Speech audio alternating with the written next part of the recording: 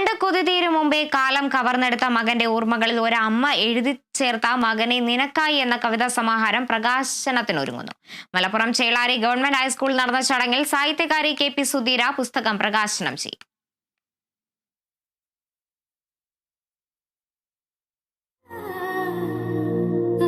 മകനെ, നിന്റെ മോഹങ്ങളും സ്വപ്നങ്ങളും ബാക്കി വെച്ച് നീ പോലും അറിയാതെ യാത്രയായപ്പോൾ ഏകരായി തീർന്നത് ഞങ്ങളല്ലയോ?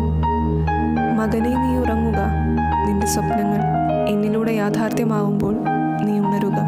നിനക്ക് താങ്ങും തണലും വെളിച്ചവും തന്ന് ഈ അമ്മ നീയായി തീരും വരെ. പ്രിയപ്പെട്ടവരുടെ വിയോഗം ഒരിക്കലും താങ്ങാൻ കഴിയാത്തതാണ്.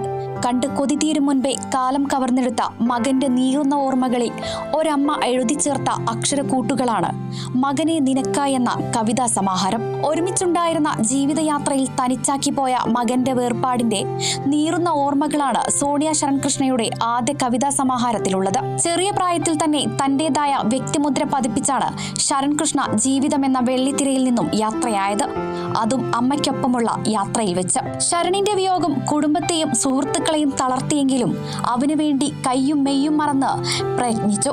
ശരൺകൃഷ്ണ അവസാനമായി നിർമ്മിച്ച് പാതി വഴിയിൽ ഉപേക്ഷിച്ച ആഞ്ചലിക്ക ഗ്ലോക്ക ശരൺകൃഷ്ണയുടെ അമ്മയും സുഹൃത്തുക്കളും പൂർത്തീകരിച്ച് വലിയ സ്ക്രീനിലെത്തിച്ചു.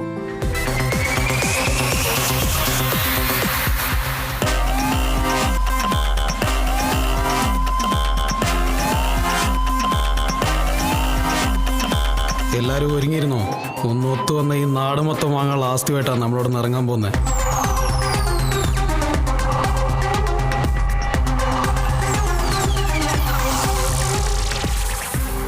ലാളിച്ചു തീരും മുൻപേ കാലം കവർന്നെടുത്ത മകനുള്ള സമർപ്പണമാണ് മകനെ നിനക്കായി എന്ന കവിതാ സമാഹാരം.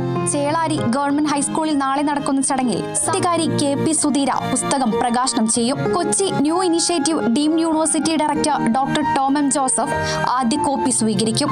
പുസ്തക ലോകമാണ് പ്രസാധകർ. Kerala vision news, Kozhikode.